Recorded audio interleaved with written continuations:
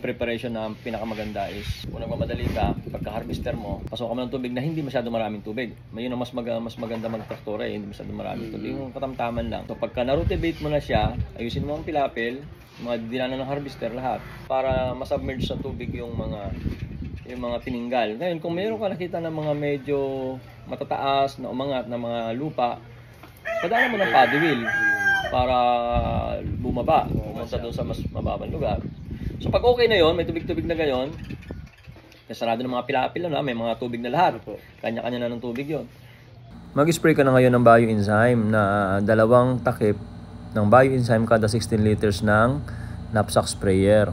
Pag kinilaw mo kasi yan, nag-emit o nagre-release yan ng gases. Nagre-release siya ng methane gas, nagre-release siya ng ammonia, ng mabagal. Na sobrang bagal niya, nakababad yung ugat.